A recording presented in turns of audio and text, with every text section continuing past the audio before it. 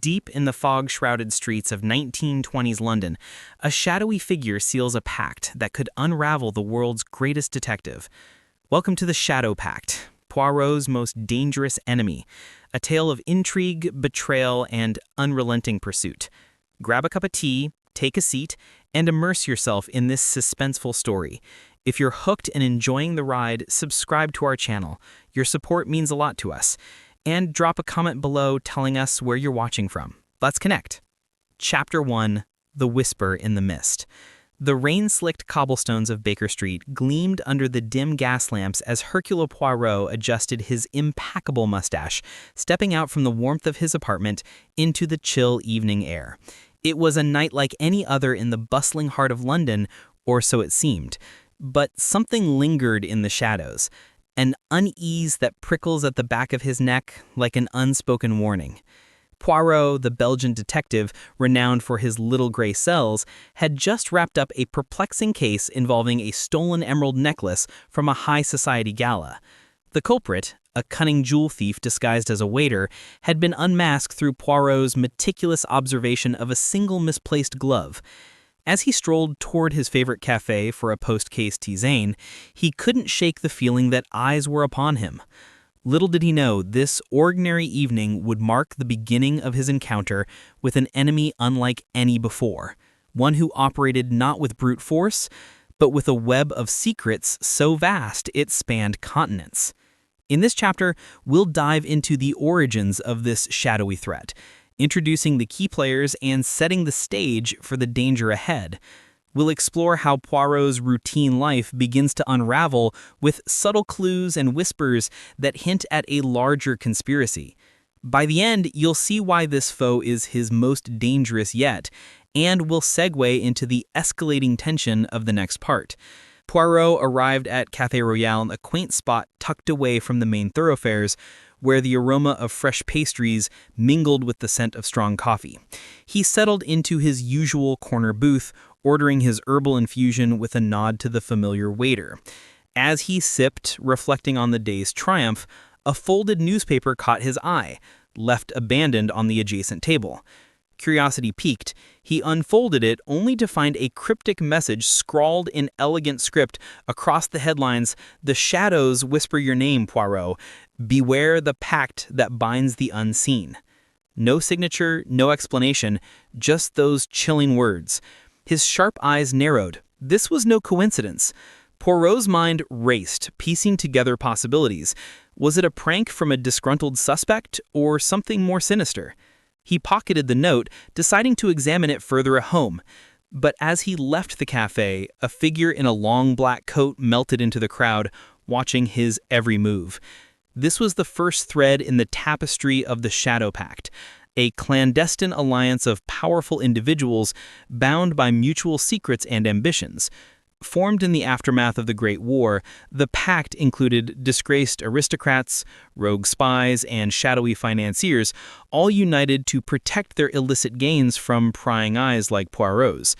To understand the depth of this threat, let's break it down with some practical insights into how such secret societies operate, drawing from historical examples. Think of the Freemasons or the Illuminati, rumored groups that thrive on anonymity and influence.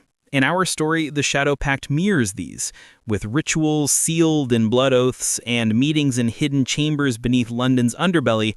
For instance, one member, Lord Harrington, a fallen noble with ties to arms smuggling, uses his estate as a front for gatherings.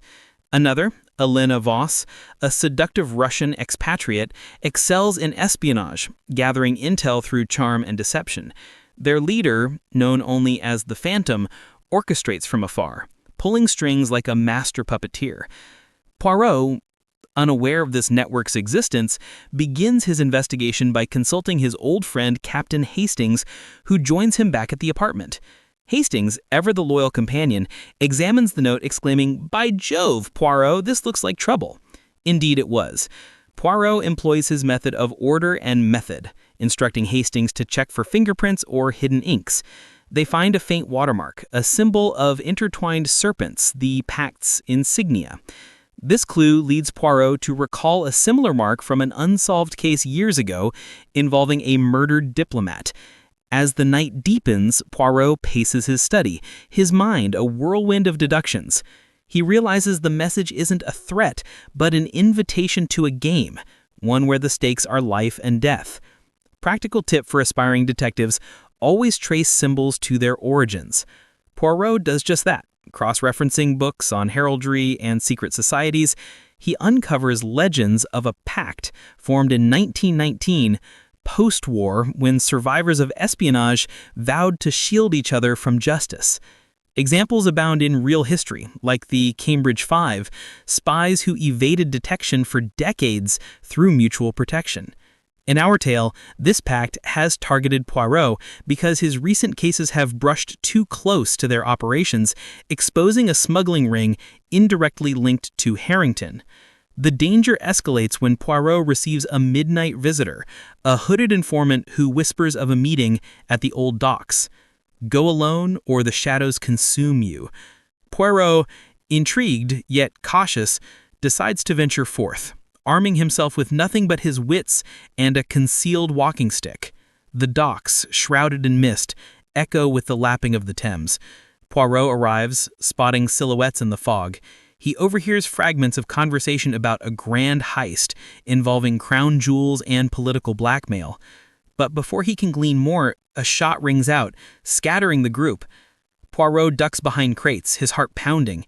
This is no ordinary foe. They anticipate his every move.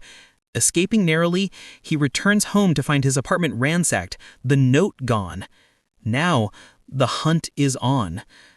In wrapping up this chapter, we've seen how a simple evening spirals into paranoia, introducing the Shadow Pact's origins and Poirot's initial brushes with danger. We've covered examples from history to ground the fiction and tips on deduction to engage you. This sets up the deepening mystery where alliances form and betrayals loom. Stay tuned for Chapter 2, where Poirot delves into the Pact's inner circle, facing his first direct confrontation. Chapter 2. The Serpent's Invitation. Poirot stood in the wreckage of his study, books scattered, drawers emptied, the faint scent of expensive tobacco lingering like a taunt. Whoever searched the place knew exactly what they wanted and took nothing else.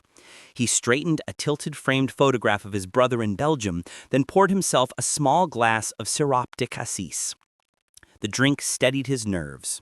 Dawn was still hours away when the telephone rang, sharp and insistent in the silence. Hastings' voice crackled on the line. "Old chap, there's a package for you at the front desk. No sender." Poirot descended the stairs to find a slim black envelope sealed with crimson wax bearing the same intertwined serpents. Inside lay a single card, heavy cream stock embossed with gold lettering. "Midnight tomorrow. The abandoned chapel at Whitefriars.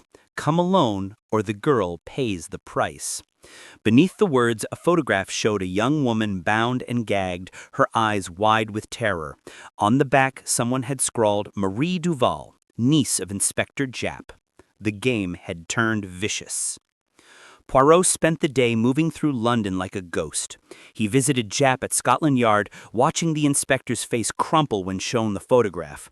"She's been missing since yesterday," Japp muttered, clenching his fists. "Find her, Poirot, whatever it takes." Poirot gave no promises, only a nod. He knew the Pact wanted him, not Marie. She was bait. By evening, he stood outside the crumbling walls of Whitefriars, once a Carmelite monastery, now a hollow ruin swallowed by the city. Fog rolled in from the river, thick and yellow under the moon. He stepped through the broken archway, his footsteps echoing on ancient stone. Candles flickered ahead, arranged in a perfect circle around a marble altar. Hooded figures waited motionless, 12 in total, their faces hidden behind porcelain masks painted with silver tears. At the head stood a taller silhouette, the Phantom, his mask featureless save for a single black tear beneath the left eye. "Welcome, little Belgian." The voice was soft, cultured, almost amused. "You arrived sooner than expected." Poirot stopped at the edge of the candlelight, his hands clasped behind his back. "You have something that belongs to a friend of mine," he said calmly. "Return Mademoiselle Duval, and we may speak as gentlemen." Laughter rippled beneath the masks. "Gentlemen," the phantom repeated, savoring the word, "we left such notions behind long ago. Step forward." Poirot advanced until the heat of the candles warmed his face. The phantom raised a gloved hand and two hooded figures dragged Marie into the circle. She was unharmed but trembling, tears cutting tracks through the grime on her cheeks. "Uncle Hercule?" she whispered, recognizing him. Poirot kept his expression neutral, though his heart twisted. "Courage, ma petite," he murmured. The phantom circled slowly. "You have meddled in affairs that do not concern you. The emerald necklace, the arms shipments, the late diplomat in Prague, all threads leading back to us. We offered warning. You ignored it. Now we offer choice. Join the pact, swear the oath, and walk away with the girl. Refuse, and she remains while you become a ghost story whispered in alleys." The candles flared higher as if feeding on the tension. Poirot studied the masks, searching for any flicker of doubt or weakness. None showed. He tilted his head. "And if I accept your generous invitation, what becomes of my independence?" "Independence," the phantom echoed mockingly, "a luxury for those who do not see the board. We own judges, bankers, half the cabinets in Europe. Even your precious yard dances when we pull the strings. You would be protected, elevated beyond your dreams." Poirot allowed himself a small smile. "Dreams," he said softly, "are fragile things. I prefer the solidity of truth." He moved faster than anyone expected, his walking stick whipping upward to strike the nearest candle. Hot wax splashed across hooded robes, igniting screams and chaos. In the sudden darkness, he lunged for Marie, yanking her bonds loose with fingers practiced from years of untying knots, literal and figurative. Gunshots cracked stone, chips exploding near his head. He shoved Marie toward the side aisle where shadows pooled deepest. "Run to the river, find a constable, do not look back." She hesitated only a moment, then vanished into the gloom. Poirot spun back as the phantom loomed before him, pistol gleaming. "You should have chosen wisely, Belgian." Poirot met the blank mask without flinching. "Wisdom," he replied, "is merely when a choice is no choice at all." A low growl of engines sounded outside. Headlights sliced through the broken windows, illuminating swirling dust and panicked figures. Hastings' voice bellowed through a megaphone. "Poirot, are you in there?" The cavalry had arrived, not by chance, but because Poirot had slipped a note into Jap's pocket hours earlier. Uniformed officers poured in, swinging truncheons and lanterns. The hooded figures scattered, some surrendering, others melting into hidden passages like smoke. The phantom lingered longest, staring at Poirot through the mask. "This is merely the first move," he said, voice cold as the grave. Then he too was gone, swallowed by darkness. When the dust settled, Marie was safe, trembling in Jap's arms, and 3 masked prisoners sat handcuffed against the altar. None would speak. Their porcelain masks, now cracked, revealed nothing but defiance. Poirot stood amid the flickering remnants of candles, watching the river fog creep back in. Hastings clapped him on the shoulder. "Capital show, old boy." But Poirot only shook his head. "They let us win this round," he said quietly. "The phantom wished me to see their reach, their mercy. Next time there will be no chapel, no candles, only shadows closing in." He turned toward the exit, the weight of a war only just begun settling on his shoulders. Somewhere in the city, the serpents coiled tighter, waiting for the perfect strike.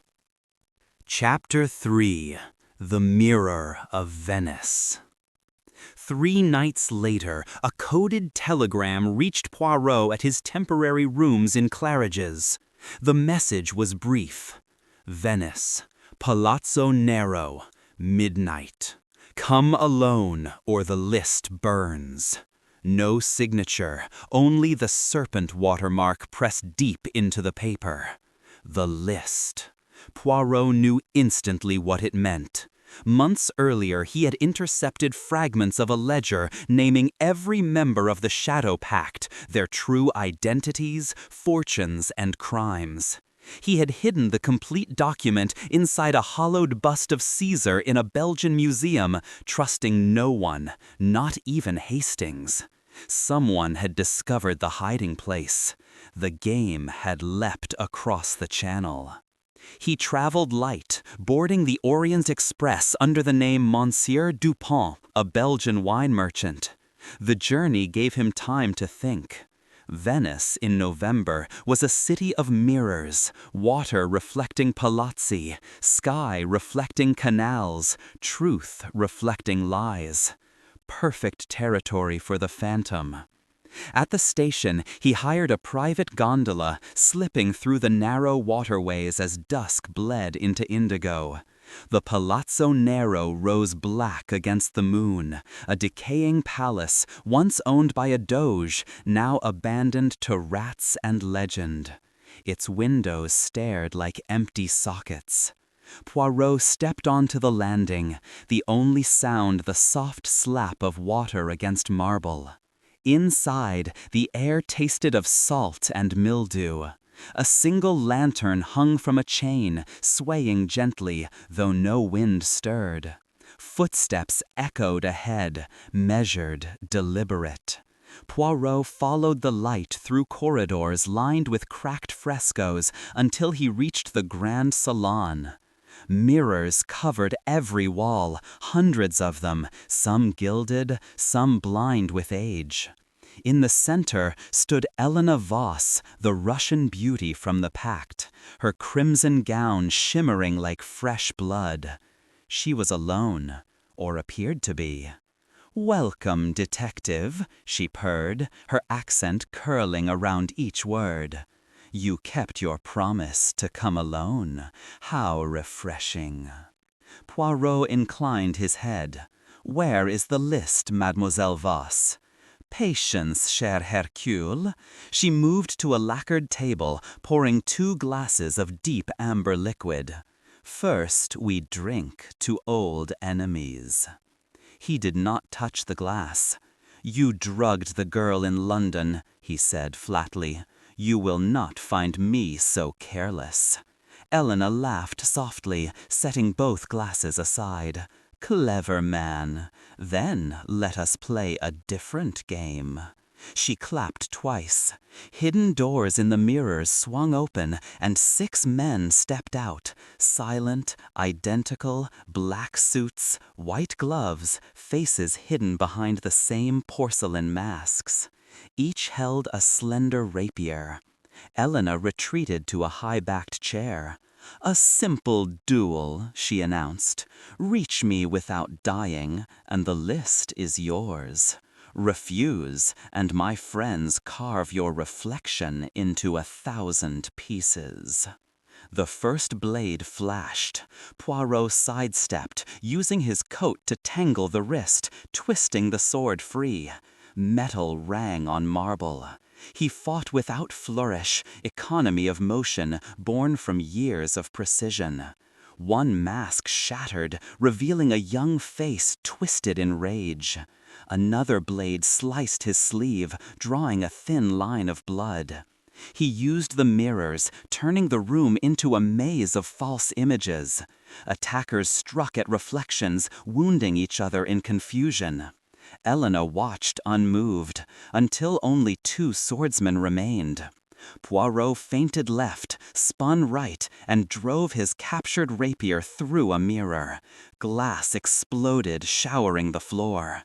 In the splintered chaos, he reached Elena, pressing the point to her throat. "The list," he repeated. She smiled, blood-red lips parting. "You think mirrors show truth," she whispered. "Look closer." Behind her, the largest mirror rippled like water. A gloved hand emerged, gripping the frame. The phantom stepped through, as though the glass were a doorway, his featureless mask gleaming. "Well done, Belgian," he said, voice echoing strangely. "You win the room, but lose the board." He tossed a leather folder at Poirot's feet. Inside, pages of names, but every entry had been carefully inked out, reduced to black rectangles. "A copy," the phantom explained. "The real list is already ash. Your journey was merely to keep you from London while we finished the work." Poirot tightened his grip on the sword. "You went too much trouble for ashes." Did I? The phantom tilted his head. Or did I lure the greatest detective in Europe across the continent to stand exactly here? He raised his hand. From the ceiling, a crystal chandelier crashed down in a storm of glass and flame, oil lamps hidden within igniting on impact. Fire roared up the ancient tapestries, racing toward barrels marked with gunpowder symbols. Elena blew Poirot a kiss, then vanished through another mirror door. The phantom lingered. "Venice burns beautifully," he said, almost fondly.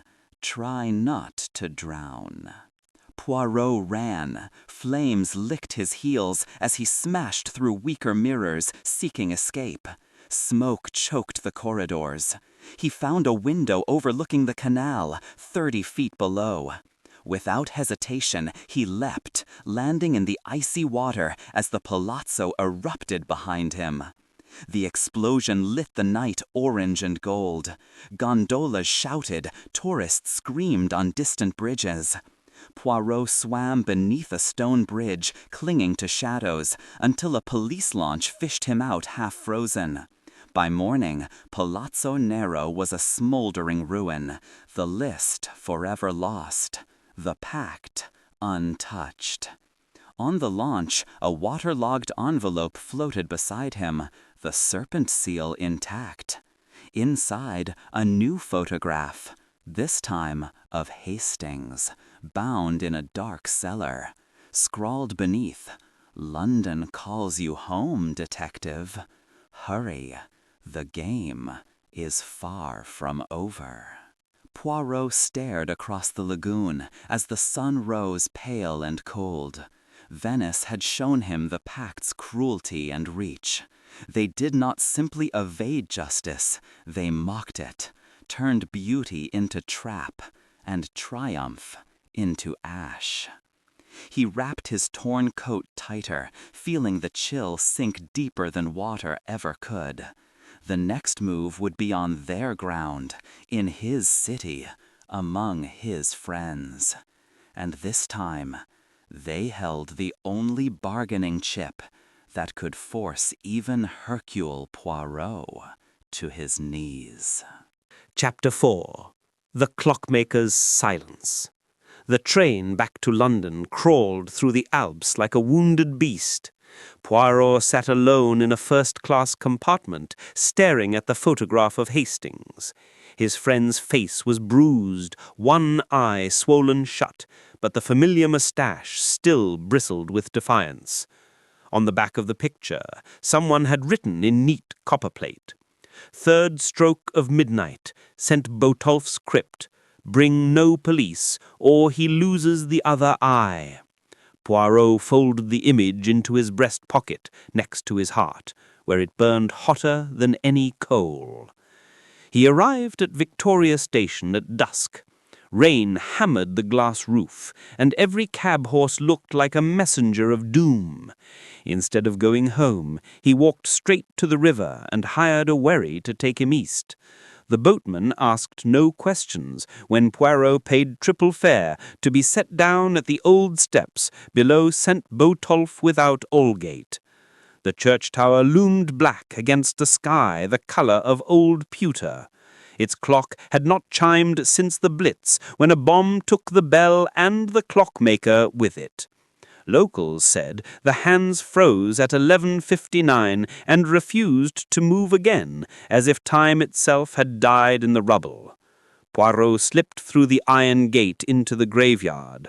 Fog curled around crooked headstones like the breath of the dead.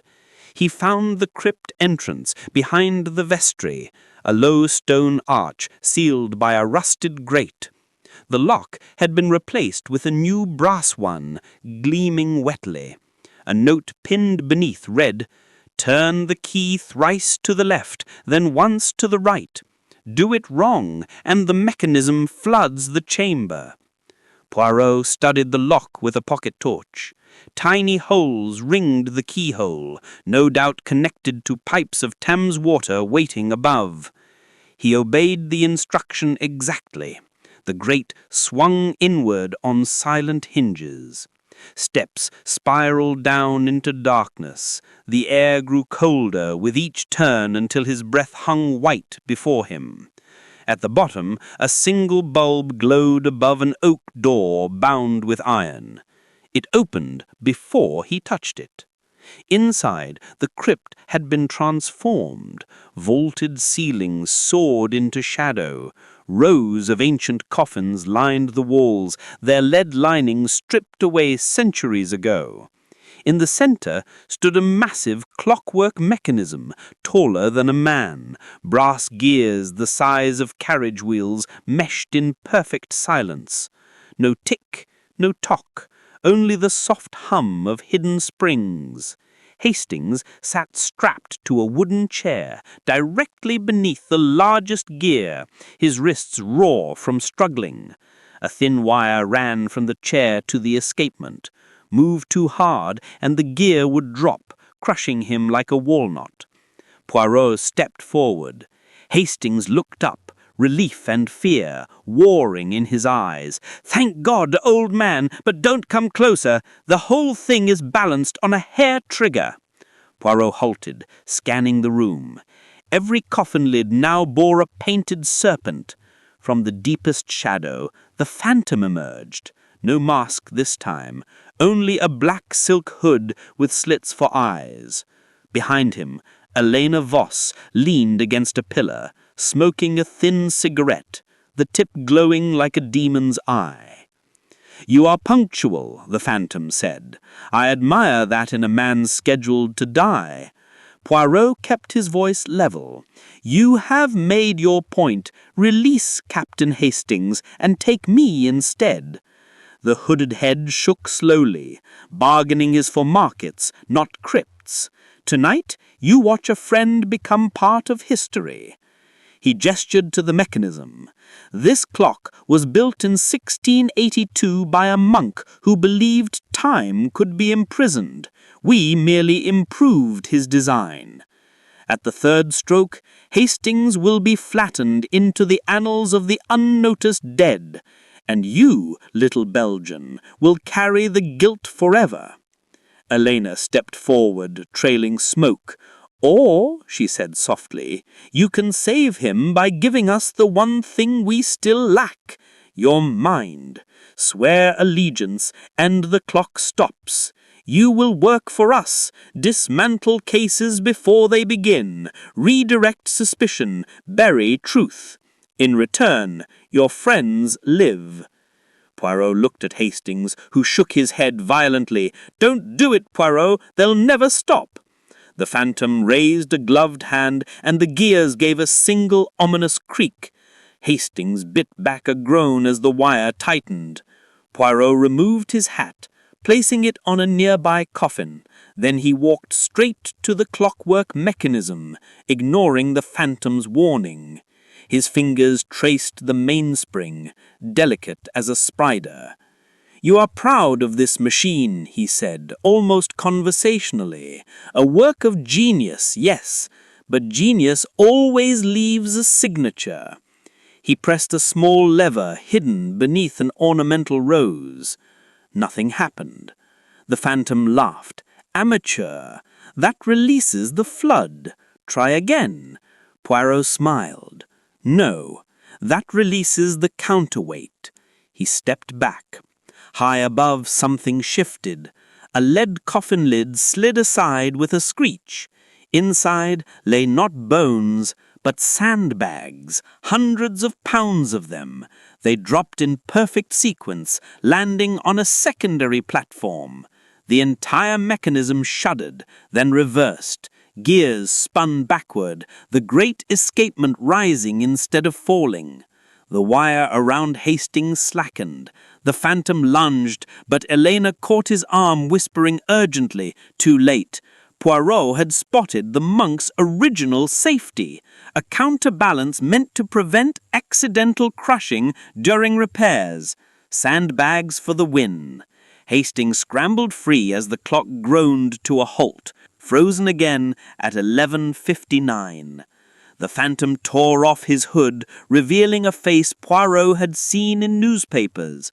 Lord Edmund Crane, now officially dead after a yachting accident in 1923. "You think this ends it?" Crane snarled. "We are everywhere." Poirot met his gaze steadily. "Then I shall be everywhere also."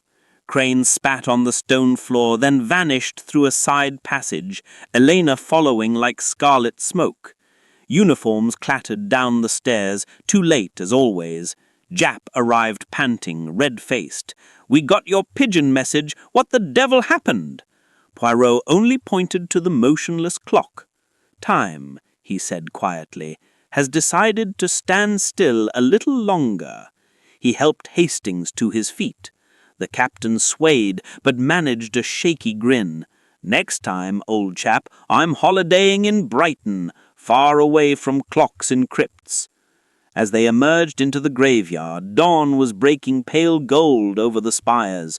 The church tower remained silent, but for the first time in years, the frozen hands twitched forward 1 minute past the hour. Somewhere in the city, Crane and his serpents regrouped, licking wounds and planning deeper strikes. Poirot lit a small cigar, watching the smoke curl upward. The clockmaker's silence was broken, but the game's loudest hour was yet to come. Chapter 5. The Train That Never Arrives. The newspapers called it the Ghost Express. Every Tuesday at 22:47, a private train left St. Pancras bound for Whitby, carrying only 6 passengers and a cargo manifest that changed every week. No tickets were sold to the public. No station staff logged its departure. It simply vanished from platform 13 and reappeared 3 hours later, empty and cold. Rumor said the train never reached Whitby at all. It reached somewhere else. Poirot received the summons on a postcard slipped beneath his hotel door while he shaved. The front showed a sepia photograph of Whitby Abbey at night. On the back, a single line in green ink. Tuesday, 22:47. Carriage C. Bring the captain if you wish him to keep breathing. No seal, no serpent, just the faint smell of ozone, like a storm about to break. He showed the card to Hastings over breakfast. The captain had barely recovered from the crypt, his wrists still bandaged, but the old fire burned in his eyes. "If they want us both, let them have us together." Poirot nodded once. He had expected nothing less. Tuesday night, the fog lay thick as wool over King's Cross. Platform 13 was deserted save for a single porter, who vanished the moment Poirot asked question. At 22:45, a black locomotive glided in without a sound. No steam, no whistle, only the soft sigh of brakes. 6 carriages, all painted midnight blue, with no numbers, no names. Carriage C stood third from the end, its door already open, a rectangle of warm amber light spilling onto the platform. Inside, the carriage was fitted like a gentleman's club. Mahogany panels, green leather seats, a small bar glowing with crystal decanters. 5 passengers waited. An elderly dowager in mourning, black. A thin clergyman clutching a leather Bible. A young woman in a nurse's uniform staring out the window. 2 men in evening dress playing cards without speaking. None looked up when Poirot and Hastings entered. The door closed behind them with the finality of a coffin lid. The train began to move. No jolt, no rumble, only the gentle sway of perfect suspension. Hastings peered through the window. The platform lights slid away, then darkness swallowed everything. No tunnels, no signals, only blackness. Poirot took the empty seat opposite the nurse. She met his eyes for the first time. Her badge read, Sister Mary Clement. "You should not have come," she whispered. "This train does not stop where you think." Before Poirot could answer, the lights dimmed to blood red. The card players laid down their hands, revealing not cards, but photographs, Hastings asleep in the crypt, Marie Duval in Venice, Jap lighting a pipe outside Scotland Yard. The dowager lifted her veil, showing a face powdered bone white. "Lord Crane sends his regards," she said, her voice the rustle of dry leaves. The clergyman opened his Bible. The pages were blank except for a single serpent coiled across the center. The train lurched, though no train should lurch at speed. Outside the windows, stars appeared where no stars had been moments before. They wheeled too fast, like a sky on a spinning wheel. The nurse stood and walked to the end of the carriage. A door marked private slid open, revealing not a corridor, but a night garden under glass. Roses black as ink, thorns dripping something darker. She stepped through, and the door sealed behind her. Hastings gripped Poirot's arm. "We are not in England anymore, old man." Poirot followed his gaze. The clock read 22:52, yet the hands spun backward, now racing toward 22:47 again and again. Time was looping inside the train while the world outside had vanished. A voice came from the ceiling speakers, cultured, amused, familiar. "Good evening, gentlemen. Lord Crane here. Consider this carriage a parlor for negotiation. You will notice the doors are sealed, the windows unbreakable, and the track ahead leads nowhere you recognize. In exactly 7 minutes, the train will detach carriage C and send it on a private siding. The siding ends above a quarry. Gravity will do the rest, unless of course you agree to terms." Hastings stood furious. "Show yourself, coward!" Laughter crackled through the speakers. "Patience, Captain. First, a demonstration." The lights died completely. When they returned, the dowager, the clergyman, the card players were gone. Only the nurse's uniform lay folded neatly on her seat, a single red rose pinned to the collar. Crane continued, "The terms are simple. Poirot, you will board a different train tomorrow night from Dover to Calais. On that train you will receive a sealed envelope. You will deliver it unopened to an address in Paris. Do this and carriage C rejoins the main line. Refuse, and we all take a very short trip to the bottom of a hole. You have 6 minutes." Silence fell thick as the fog outside. Hastings looked at Poirot, his face pale but steady. "You cannot trust them." Poirot studied the rose. Black petals, perfect, no wilting. Grown under artificial light, perhaps in the glass garden they had glimpsed. He lifted the flower and crushed it in his fist. Juice dark as blood stained his glove. 5 minutes, he said aloud. Crane chuckled. "Counting already. How very Belgian." Poirot moved to the bar, poured 2 fingers of brandy from an unmarked decanter, and drank it slowly. Then he unhooked the small fire axe from its glass case. Hastings watched, eyes widening. Poirot swung the axe, not at the window but at the floor. Mahogany splintered, revealing steel beneath. He struck again and again, until a panel gave way, exposing a crawl space filled with humming cables. 4 minutes, Crane warned, voice tighter now. Poirot lay flat and wriggled into the space. Hastings followed, grunting as his broad shoulders scraped metal. Beneath the carriage, the rails rushed by impossibly fast, yet the train made no sound. Poirot traced the cables to a junction box. Inside, a single red wire pulsed like a vein. He sliced it cleanly with the axe blade. Somewhere above, a bell rang frantic and wrong. The train screamed, not metaphor but literal metal tearing. Carriage C shuddered violently, then wrenched sideways. Sparks showered through the floor. The light strobed red, white, red. Crane's voice returned, distorted with static. "You fool! You will kill us all!" Poirot climbed back into the carriage. The sealed door to the garden now hung open. Beyond lay not roses, but the familiar grimy platform of St. Pancras. The train had stopped. Station clocks read 22:53. 6 minutes had passed in the world outside, while hours had folded inside the carriage. Hastings stared dumbfounded. How? Poirot pointed to the severed wire dangling beneath the floor. The loop was never in time, it was in electricity. They fed us an illusion through the lights, the windows, even the motion. Cut the current and the spell breaks. He stepped onto the platform. Porters rushed forward, shouting questions.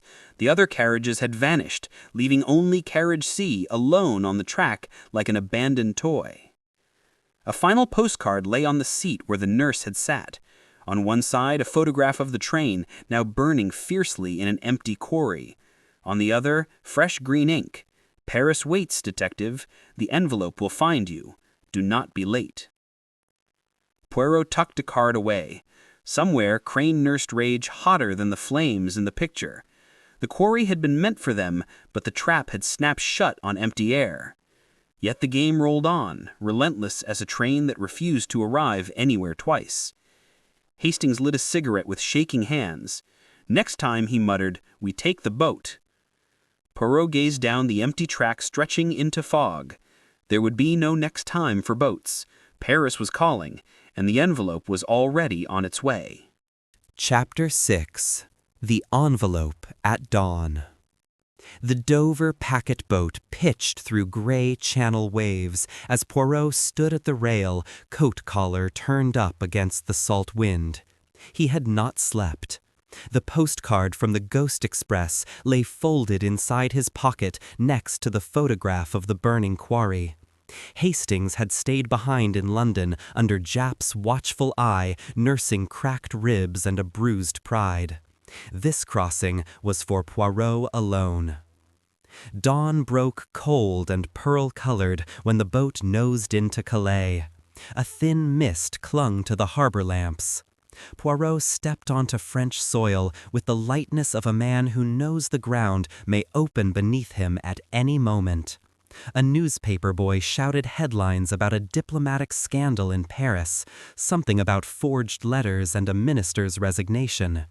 Poirot bought a paper but did not read it. The real news was waiting for him on the train. The Paris Express stood gleaming on Platform 1, golden arrow of the Compagnie Internationale des Wagons lit. Poirot boarded carriage 7, compartment 12, exactly as the quarry postcard had instructed.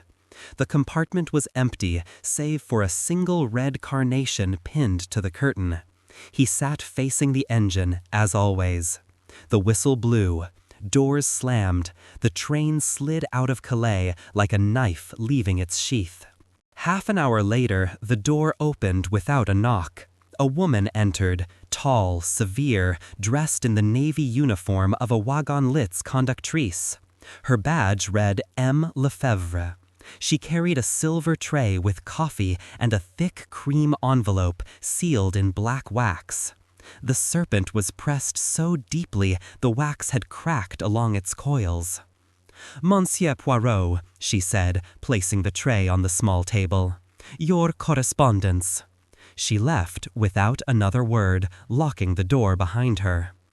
Poirot did not touch the coffee. He turned the envelope over twice, then slit it with his pocket knife. Inside lay a single sheet of heavy paper and a brass key the size of a matchbox. The paper bore an address in the 8th arrondissement, Rue de Tilsit, number 9, and a time, 1900 tonight. Beneath the address, a short note in Crane's unmistakable hand. "Deliver the key personally. Speak to no one. Open no doors but the one it fits. If you are followed, the girl from Venice loses her tongue before sunset. If you are late, the minister's forged letters become tomorrow's front page with your signature at the bottom. Enjoy the coffee. It is not poisoned. This time." Poirot folded the note and slipped both it and the key into his waistcoat. He looked out the window. Northern France rolled past in winter browns and grays. He felt the train's rhythm in his bones, steady, relentless, carrying him toward a city that had once been home and might now be a grave. At Gare du Nord, he took a taxi to the Hotel Meurice, claiming fatigue and a need for quiet. In truth, he needed mirrors and silence. He spent the afternoon walking the boulevards alone, watching reflections in shop windows, counting shadows that lingered too long. Twice he changed direction suddenly. Twice a man in a gray Homburg pretended to study a menu across the street. Poirot lost him near the Madeleine by stepping into a church and leaving through the side door. At 1842, he stood before number 9 Rue de Tilsit, an elegant Haussmann building with wrought iron balconies. The street was quiet enough to hear the gas lamps hiss. He climbed the stairs to the 3rd floor. A single door waited. Number 12 again. The brass key slid home with a soft click. The door opened onto darkness that smelled of beeswax and old money. Inside, a fire crackled in a marble hearth. Books rose to the ceiling on every wall. A woman sat in a high-backed chair facing the flames, her profile sharp as a cameo. She did not turn when he entered. "Close the door, Hercule," she said in French. "We have much to discuss and very little time." Poirot obeyed. Only then did she rise. Countess Vera Rosikoff, magnificent, impossible, alive. The last time he had seen her, she had been fleeing Monte Carlo with a stolen necklace, and his heart in her pocket. Now she wore black velvet and a smile that could cut glass. "You look surprised, chérie," she said. "Did you think the Shadow Pact invented itself? I have been its banker, its muse, its conscience for 15 years. Tonight I offer you a choice only I can give." She crossed to a lacquered cabinet and produced a crystal decanter. Real brandy this time. Poirot accepted a glass, though he did not drink. "Crane grows careless," she continued. "He believes fear is the strongest chain. I prefer loyalty. Join me, not the pact. Help me break it. The key you brought opens a safe in this room. Inside are the only remaining copies of the list you thought burned in Venice. Give me Crane, and I give you the serpent's head on a platter." Poirot studied her face for the lie, and found none, only the old dazzling honesty that had once made him forget his own name. "And if I refuse?" he asked. Vera's smile faded. Then Crane wins. The forged letters reach the L'Élysée by morning. France falls into chaos. Britain follows. And you, mon petit, you will watch every friend you ever had disappear, one by one, until even your little gray cells beg for silence. She moved to the fireplace and pressed a panel. A section of bookcase swung inward, revealing a wall safe. She inserted the brass key, turned it. The door opened. Inside lay a thin steel box. "Your move, detective," she said softly. Poirot set his untouched brandy on the mantel. He stepped forward until only the fire's heat stood between them. "You once told me, Vera, that a woman's heart is a map no man can read. Tonight, I believe you." He reached past her and closed the safe, without looking inside. Then he removed the key and dropped it into the flames. Brass melted almost instantly. Vera's eyes widened, but she did not speak. "I will not choose between devils," he said. "I will make my own path. Tell Crane the game changes now. Tell him Hercule Poirot is no longer the hunted." He walked to the door. Behind him, Vera laughed once, low and genuine. "You always did prefer the hard way," she called. "When you need me, and you will, find me at the opera tomorrow night, box 5, alone." Poirot paused on the threshold. The envelope had delivered him exactly where he needed to be, not into Crane's trap, but into the crack inside the pact itself. He stepped into the hallway, closed the door, and descended the stairs, lighter than he had felt in weeks. Outside, the street lamps glowed steady and unafraid. Somewhere across the city, Crane waited for a key that no longer existed. Somewhere, Vera Rosikoff smiled into her fire, planning moves 3 steps ahead. And somewhere in the darkness between them, Poirot began to lay his final trap. The hunter had become the bait, and Paris at night had never looked more beautiful. Chapter 7. The Phantom of the Opera. The Paris Opera House shimmered under a cold November moon, its golden statues frozen mid-dance. Poirot arrived early, slipping through the artist's entrance with a nod to an old stagehand who still owed him a favor from the Duvalier forgery case. He wore evening dress, borrowed from the Maurice's lost property room. Perfect fit, perfect anonymity. In his pocket lay a single ticket for Box 5 and a small silver whistle he had bought that afternoon from a Montmartre pawn shop. The whistle had once belonged to a lion tamer. Tonight it would serve a different beast. At 20:15, the house lights dimmed and the overture to Gounod's Faust swelled through the velvet darkness. Poirot climbed the marble staircase unseen by the glittering crowd. Box 5 stood empty, its crimson curtains drawn back like theater wings. He stepped inside, closed the door, and waited. The chandelier blazed overhead, a sun trapped in crystal. Below, the stalls filled with silk and diamonds, whispers rising like steam. At 20:27, the door opened without a sound. Vera entered, alone in a gown of midnight blue that swallowed the light. She carried no fan, no reticule, only a small mother-of-pearl cigarette case. She did not sit.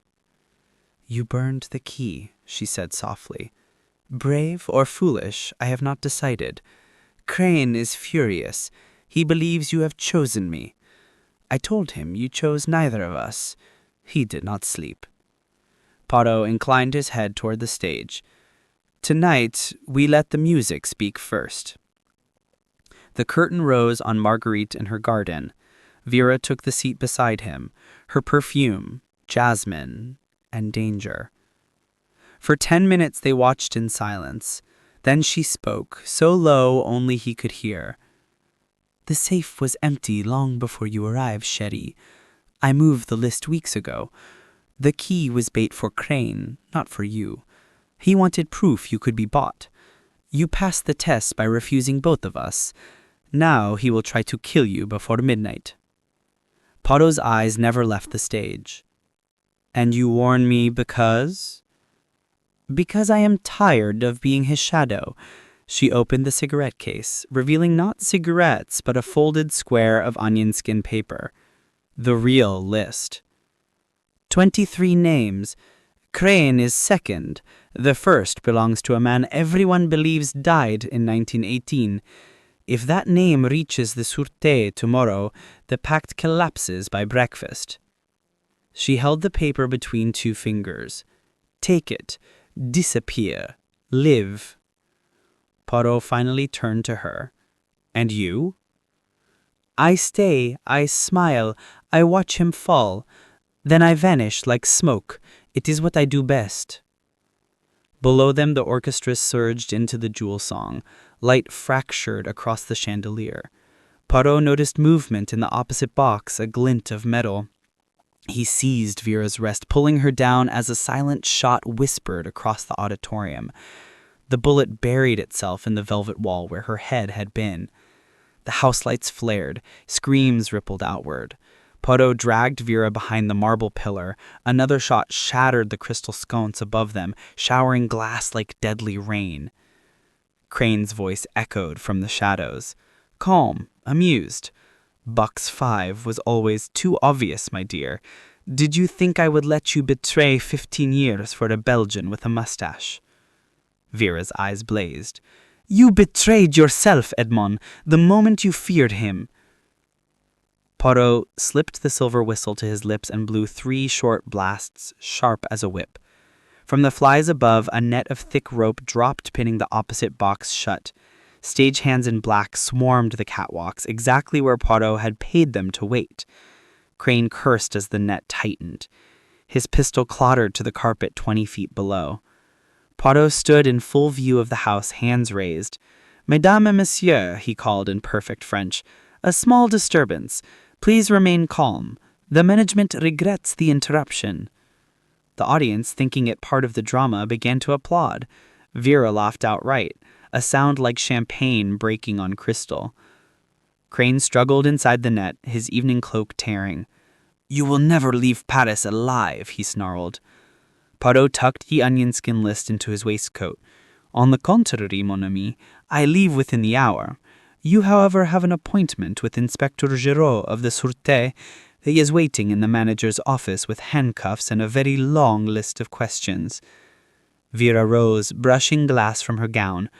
Goodbye, Edmond. The serpent eats its tail tonight. She kissed Poirot once, swift and fierce on the mouth, then vanished through the side curtain before he could speak. By the time the house lights came up fully, she was gone, swallowed by corridors only the phantom's true phantom would ever know. Crane was hauled away, still shouting threats that echoed off gilded ceilings. The audience cheered, thinking it the finest coup de théâtre in years. The orchestra struck up the finale as if nothing had happened. Poirot descended the grand staircase amid applause and camera flashes. At the bottom, Inspector Giraud waited, hat in hand. You promised me a quiet evening at the opera, mon vieux. Instead, I get an aristocrat in a net and half the government on the telephone. Poirot handed him the onion skin. You also get 23 arrests before dawn. Consider it my gift to France. Giraud scanned the list and whistled. Name number 1. Impossible. Nothing is impossible when the impossible is the truth. Outside, snow had begun to fall, soft and silent over the city. Poirot lit a small cigar, watching the flakes dissolve on his glove. Crane was finished. The pact lay broken across 2 continents. Yet somewhere in the dark, Vera Rosikoff was already planning her next disappearance and her next return. He exhaled smoke into the night. The opera was over, but the curtain never truly falls on Paris. Somewhere a new overture was already beginning, and Hercule Poirot intended to be in the audience when it did. Chapter 8. The Name That Never Died. Snow still drifted over Paris when Poirot stepped from the opera house into the waiting police car. Inspector Giraud sat beside him, clutching the onion skin list as though it might bite. The driver took them not to the Sûreté, but to a quiet street behind the Palais Royal, where a discreet black Citroën waited with engine running. Giraud climbed out. Change of plan, mon ami. The minister himself wants to see you, alone. The name at the top of the list belongs to a ghost. He wants the ghost to stay buried, or he wants proof it is really dead this time. Poirot raised an eyebrow. And if I refuse? Giraud shrugged. Then 23 arrests become 0, and you become an unwelcome Belgian tourist. Your choice. Poirot transferred to the Citroën. The driver wore civilian clothes, but the bulge beneath his left arm was regulation police issue. They drove in silence through empty boulevards, past shuttered shops and sleeping concierges. At the Ministry of War, a side door opened and Poirot was led down corridors that smelled of floor wax and secrets. Finally, a small office lit by one green banker's lamp. Behind the desk sat a man in his 70s, thin white hair, military posture, eyes sharp as winter steel. The brass plate on the desk read, Colonel Philippe de Rochefort. Officially, he had died of Spanish flu in 1918. Unofficially, he had never left this building. Close the door, Hercule, the colonel said. His voice carried the rasp of old shrapnel in the throat. Sit, we have little time. Poirot obeyed. De Rochefort pushed a dossier across the desk. Inside were photographs. A younger de Rochefort in cavalry uniform, the same man in 1920's evening dress, shaking hands with Lord Crane. The same man again last year in Geneva, wearing a neutral suit and a satisfied smile. You see the problem, he said. If I am arrested, the Pact dies, but France dies with it. Half the gold in the Bank of France is tied to accounts I created to keep us afloat after Versailles. Half the treaties still signed in Europe were brokered in rooms I paid for. Crane was useful, then he grew greedy. Now he is in a cell singing like a canary. He will name me by morning. Poirot turned a photograph over. And you wish me to silence the canary? No, I wish you to silence the song. De Rochefort opened a drawer and placed a Webley revolver on the blotter. 1 bullet. Crane will be moved at 4 o'clock to La Santé prison. The corridor is narrow. The guards can be looking the other way. You have killed before in war. One more ghost will not haunt you." Poirot did not touch the gun. "You mistake me, Colonel. I do not kill for convenience. I kill only when justice leaves me no choice. And justice tonight is very much alive." He stood. "Thank you for the coffee. That was not offered. I will take my leave." De Rochefort's hand moved faster than a man his age should manage. The revolver barked once. The bullet tore through Poirot's hat, grazing his temple. The detective staggered but did not fall. 2 guards burst in, weapons drawn. De Rochefort waved them back. "He missed on purpose," the colonel said calmly. "Next time he will not. Go. Tell Giraud whatever you wish. But remember this, little Belgian. If I fall, France falls. Choose carefully." Poirot retrieved his ruined hat, blood trickling down his cheek. "I always choose carefully, Colonel. That is why I am still alive." He walked out unescorted. The corridor seemed longer on the way back. At the street door, a taxi waited, engine idling. The driver was Vera Rossikoff, wrapped in sable, smoking a cigarette in a jade holder. "Get in, chérie. We have a train to catch." Poirot slid beside her. The taxi pulled away before he closed the door. "You knew he would try to kill me." "Of course. De Roche must stay a ghost. It is the only way the Pact truly dies." She touched the cut on his temple with surprising gentleness. Crane talked for 6 hours, every name, every account, every safe house. By dawn, the arrests begin in 7 countries. De Roche will be the last, quietly. Officially a heart attack in his sleep. The gold stays in France. The treaties stand. Everyone wins, except the dead. Poirot stared out at the sleeping city. "And you?" "I disappear again. This time, for good." She leaned close, her lips brushing his ear. "There is a boat from Lisbon to Buenos Aires next week. A woman can start over with nothing but a passport and a smile." The taxi stopped at Gare de Lyon. Dawn was still 2 hours away. Vera kissed him once, slow and deliberate, tasting of jasmine and goodbye. "You kept your soul, Hercule. Few men manage that." She was gone before the echo of her heels faded. Poirot took the first train north alone. At Calais, he posted a single letter to Inspector Japp containing a photograph of Colonel de Rochefort alive and well in 1925. On the back he wrote, "The ghost requests a quiet funeral. Grant it. The living have suffered enough." By the time the Dover packet reached England, the newsboys were already shouting, "Lord Crane found dead in cell, heart failure." No mention of the Shadow Pact. No mention of 23 simultaneous arrests across Europe. No mention of a Belgian detective with a bandaged head reading Paris Soir in a corner seat. At Victoria Station, Hastings waited, limping slightly, but grinning like a schoolboy. "All over, old chap?" Poirot adjusted his new hat, purchased in Calais, plain black, no bullet hole. "Yes, my friend. The serpent has lost its fangs. The rest is silence." They walked out into weak London sunshine. Somewhere behind them, files were closed, treaties were honored, gold remained in vaults. Ahead lay ordinary days, ordinary crimes, ordinary triumphs of little gray cells. For the first time in months, Hercule Poirot felt the old lightness return. The Shadow Pact was finished. Its most dangerous enemy had not been Crane or de Rochefort or even the Phantom. It had been the truth. And the truth, as always, had won. Chapter 9. The Quiet After the Storm. The fog that had haunted London for weeks finally lifted on a bright December morning. Poirot stood at the window of his new flat in Whitehaven Mansions, watching the Thames sparkle like polished glass. The bullet graze on his temple had healed to a thin pink line hidden beneath carefully combed hair. The newspapers had moved on to Christmas shipping forecasts and the price of coal. Lord Crane's death was ancient history.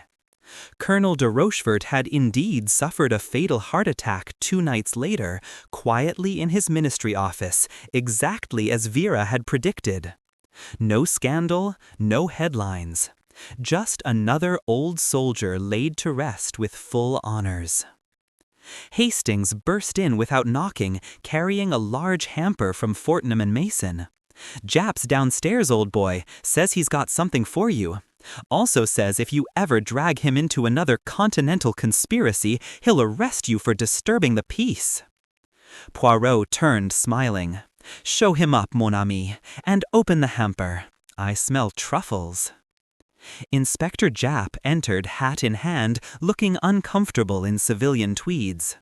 He placed a small wooden box on the table.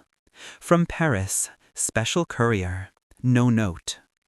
The box was plain oak bound with brass. Inside, nestled on black velvet, lay a single red carnation, and a brass key identical to the one Poirot had melted in Vera's fireplace. Beneath them, a card in her handwriting. "For the door you will never open. V." Japp cleared his throat. "There's more. The Yard got a package too. Photographs. Every senior officer shaking hands with Crane over the years. Dates, places, amounts. Enough to ruin half the force if it ever saw daylight. Anonymous donor. Postmark, Lisbon." Poirot closed the box. A gentle reminder that some shadows prefer to stay shadows. Japp shifted his weight. "Unofficially, the commissioner says thank you. Officially, you never existed." He hesitated. "And Marie Duval wants to see you. She's leaving for Canada next week. New name, new life." Poirot nodded. "Tell her I will call this afternoon." After Japp left, Hastings poured champagne. "To the end of nightmares," he toasted.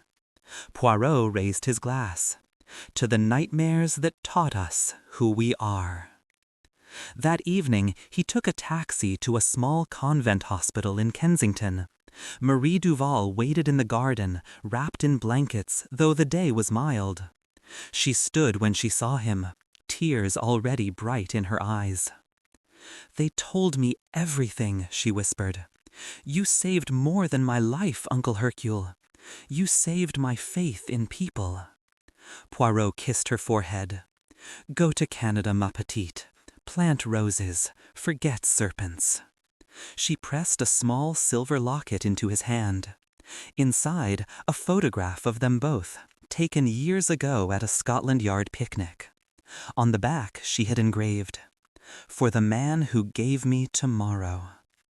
He watched her walk away, leaning on a nurse's arm, then slipped the locket into his pocket, beside Vera's key. Christmas came and went quietly. Hastings dragged him to pantomimes and turkey dinners. Japp sent a card signed by every detective who had ever cursed Poirot's name and secretly thanked him for it. On New Year's Eve, Poirot dined alone at his favorite restaurant, ordering tisane instead of champagne. At midnight, he raised his cup to the empty chair opposite. "To absent friends," he murmured, "and to those who choose absence wisely." On the stroke of 12, the waiter brought a final gift, a bottle of 1893 Armagnac, with a card tucked beneath the ribbon. The handwriting with Crane's, elegant, even in death, or someone skilled at forgery. "The game never ends, little Belgian. It merely changes boards. See you in the next life." Poirot smiled, poured a thimbleful, and let the bouquet fill the air. Then he corked the bottle, untouched, and left it for the waiter with a generous tip. Outside, snow had begun to fall again, soft and forgiving. He walked home through streets bright with decorations, feeling lighter than he had in years.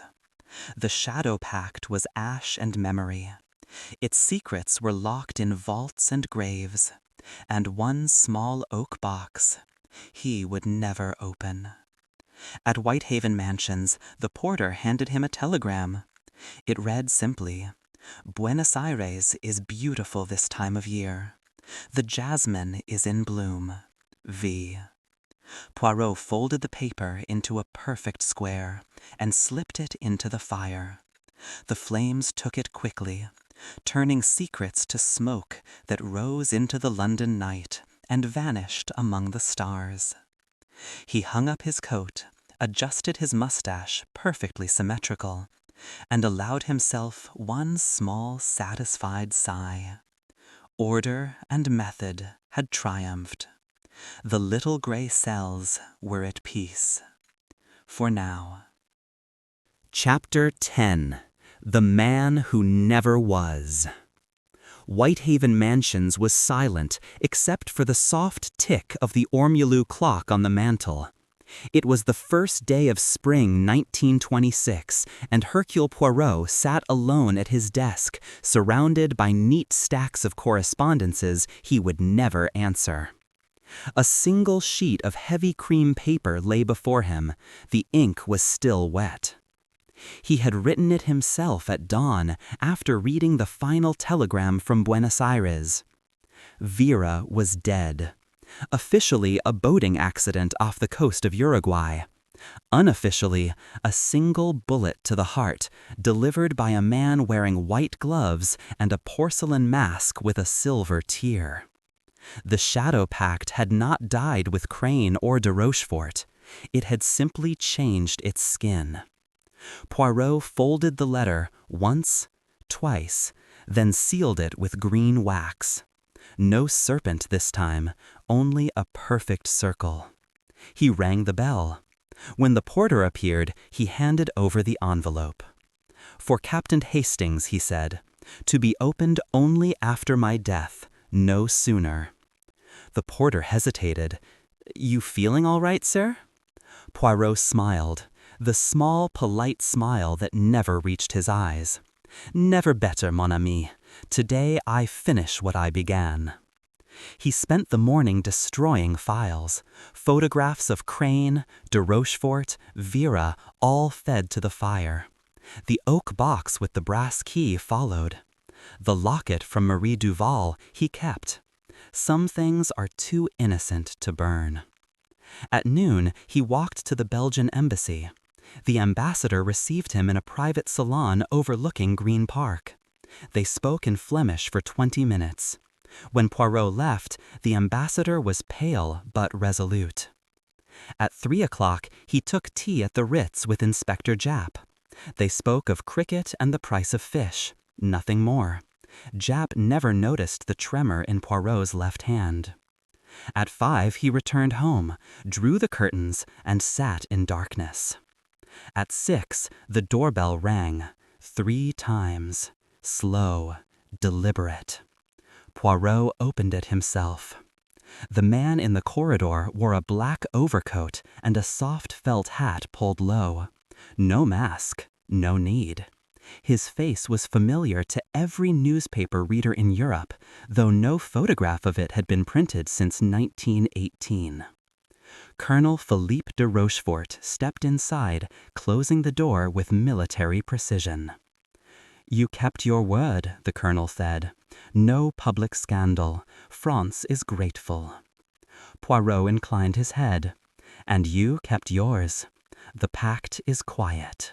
For now." De Rochefort removed his hat, revealing hair still thick, still iron gray. He looked 10 years younger than the man who had fired a bullet through Poirot's hat in Paris. "We both know quiet is temporary," he said. "Crane was a symptom. I am the disease. You could have exposed me. You chose not to. Why?" Poirot poured 2 small glasses of Sirop de Cassis. "Because some cancers must be cut out from the inside. Sit." They sat opposite each other like chess masters who had played the same board for years. "You are dying," the colonel said flatly. "The tremor, the pallor. Poison? Poirot nodded. A derivative of curare, slow, elegant. Crane's last gift, delivered in that bottle of Armagnac on New Year's Eve. I recognized the taste too late. 6 months at most. De Rochefort's eyes never wavered. And the letter to Hastings? The truth. Every name, every account, every safe house that survived your purge. Vera sent me the complete ledger before she died. She always did keep a spare copy. The colonel leaned forward. You would trust Hastings with that? I trust Hastings to do exactly what I have instructed. On the day I die, he will take the letter to the one man still alive who can finish the work. Not Scotland Yard, not the Sûreté.